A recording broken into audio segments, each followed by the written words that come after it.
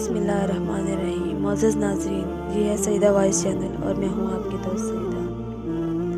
नाज़रीन इकराम, अंधेरे में ज़्यादा देर बैठना इंसान को उदासी, गम, परेशानी और नाकामी में मुब्तला करता है। ऐ लोगों, जब भी सोने के अलावा अंधेरे में बैठो तो फ़ौरन कोई चिराग जलाया करो, रोशनी किया करो, चाहे वो रोशनी मध्यम ही क्यों ना हो। लेकिन मुसलसल मुस्तकिल अंधेरे में बैठना इंसान को उदासी, तन्हाई और अकेलेपन की तरफ धकेलता है।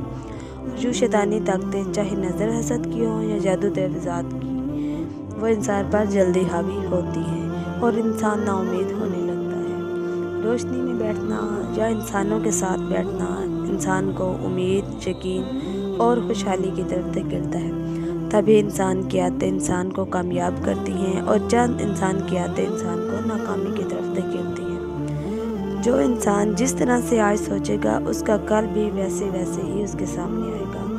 अगर आज हम दुख, दर्द, तकलीफ़ को सोचेंगे तो कल पूरी कायनात में उससे जुड़े असबाब हमें वो इंसान की ज़िंदगी में आना शुरू हो जाएंगे। लेकिन अगर आज हम खुशी, इत्मीनान, सुकून और कामयाबी को सोचेंगे तो पूरी कायनात में जितने भी उसके असबाब हैं वो कल से हमारी ज़िंदगी में शामिल होना शुरू हो जाएंगे। क्योंकि कामयाबी का पहला कदम हमारे जिस्म से नहीं उठाया जाता, बल्कि हमारी सोच उठाती है। अगर हमारी आज की वीडियो आपको पसंद आए तो प्लीज़ लाइक, शेयर और सब्सक्राइब ज़रूर कीजिएगा। बहुत शुक्रिया।